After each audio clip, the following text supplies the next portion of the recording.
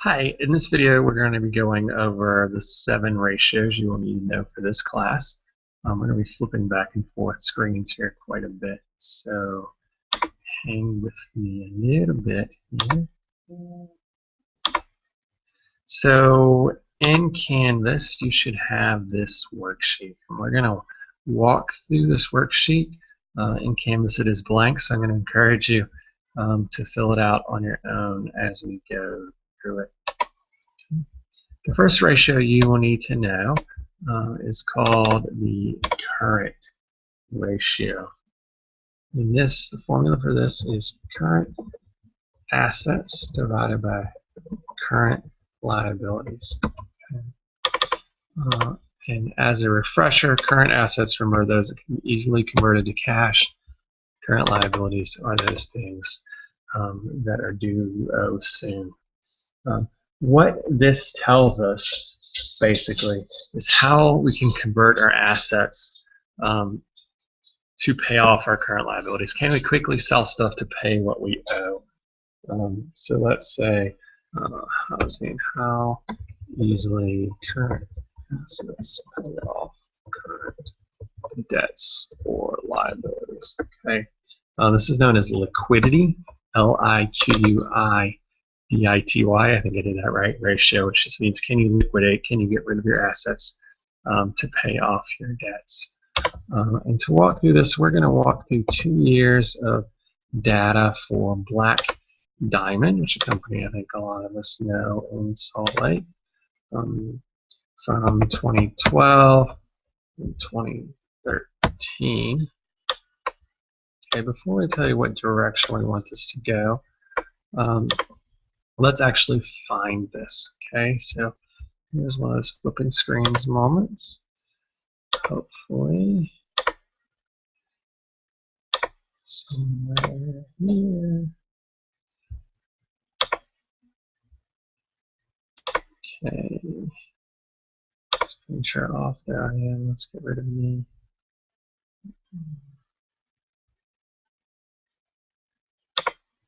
Let's just see how this works.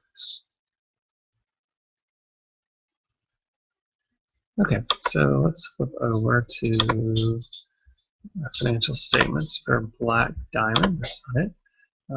Here they are, and I'm going to show you in another video how to find these. But so remember, it's current assets divided by current liabilities. So assets and liabilities, it's a stock, it's a snapshot picture. I can have that in my pocket, so we know it's going to be on the balance sheet, which is where I am. Actually, I'm not on the income statement. Now I'm on the balance sheet. Okay, so we look for current assets. It's a really simple one to find. 106.38. Keep in mind these are in millions. And our current liabilities is going to be total current liabilities 29.26. So 106.38 divided by 29.26.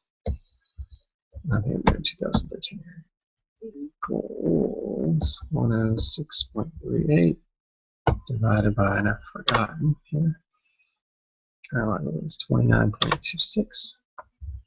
Okay, so a little over 3. So this basically says this is good. We want this to be high, so we want this to go up, because the higher this is, tells us that more easily our assets can pay off our liabilities. So let's look at our 2012 data. It was 104.54 divided by 26.24. 26.54, I think that's right. 26.24. Okay, so in 2012 is 3.9 and 2013 is 3.6. So based on this formula alone, we would say that Black Diamond is not doing well, or at least not doing as well in 2013 and 2012. We want this to go up. We want it to be higher. That means we can more easily use our assets to pay off our liabilities. It went down, not good. Okay, the next ratio we're going to look at is called debt to net worth, or debt equity. And this one's is very simply our total liabilities divided by, or we could say as a percentage of our net worth, which is also known as equity. One of those terms was used twice. Oops, and I forgot to tell Excel I meant that to be. Okay. This one's a little complicated to understand, but if we look at Investopedia here, and I'm just going to read to you. It's the proportion of equity and debt the company is using to finance its assets. Okay, so if you're thinking about it, how much debt we're using to finance our assets compared to shareholders' equity. I think we probably want that to go down, right? Okay, portion debt. Let me get this right. I have trouble. Portion of equity and debt.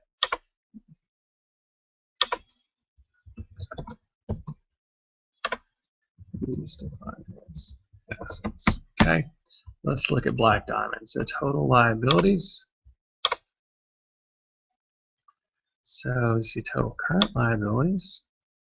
Total liabilities. 2013, 74.17. We want to divide that by our shareholders' equity, which is total equity 247.25. So 74.17 divided by 247.25. And that's what we're 74.17 divided by 247.25. Okay, we get a number. And I'm going to show you a little bit easier way to do this, I think, in our next video. But for now, I just want you to get the hang of it. Okay, let's look at 20. That was 2013. I'm just going to move that over. Let's look at 2012. Again, total liabilities divided by our equity. Total liabilities 72.78 divided by our equity 248.01. So we have total equity. Okay. 0.293 went up to 0.299. Now, one way to think about these things, if you're not sure, if you're a little confused which direction you want this to go up, whether you want it to go up or down, sometimes it's best to just make up numbers and think about them in pieces. So I'm just going to do this on side. So this is total liabilities. So let's say our total liabilities is 5. Our equity is 10. Okay, so this would be a ratio of 0.5. We know we want liabilities to go down. We always want to owe less, so let's take that down too. And we want our equity to go up. We want to own more, so let's take that up 15. Okay, so we can see in the scenario we want, this ratio goes down, and that can tell us that we overall want it to go down. The lower this is, the better. But for our sake, it's often easiest to just think about directional rather than a particular number. Sometimes you'll be looking at industry averages, but ideally you want to compare either direction or compare against industry. And that's going to be part 1 of our video. I'm going to break this up into segments, so I'll be back with you in a moment.